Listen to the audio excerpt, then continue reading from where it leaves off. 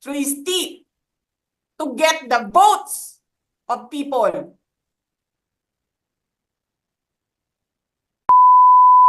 Ina ninyong lahat.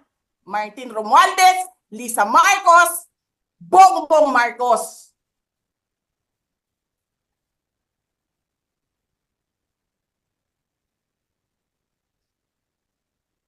Ginigit-git nyo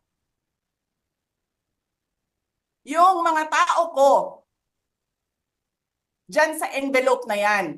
Lisa Marcos, naalala mo, nagpadala ka sa akin ng video?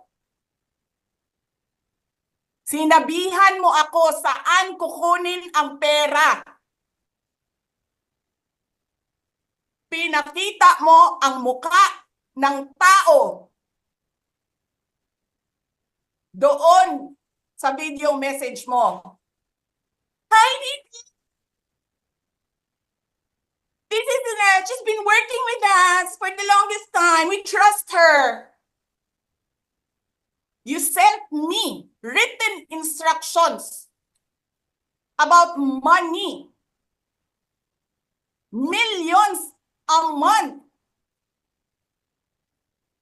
Anong nakalagay doon sa envelope? DepEd. Anong ginawa ko? Binigay ko sa DepEd. Na mukha.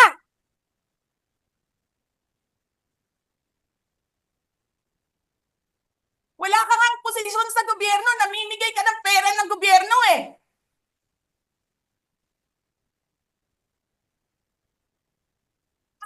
Sisirain mo yung tangal ng mga kasama ko sa Office of the Vice President. Sasabihin nyo sa mga tao, nakaw yan, confidential funds yan. Niwala nga kayong isang proof na confidential funds yan. Naniwala lang kayo sa isang babae na ang pangalan ay Gloria Mercado na nagsabi confidential funds yan, na hindi nyo nga nilabas na wala pang confidential funds, meron ng white envelope. Kasi 2022 pa lang, may utos na ng pera sa DepEd. Tapos kami yung nagsisinungaling? Nagpipigil ako eh.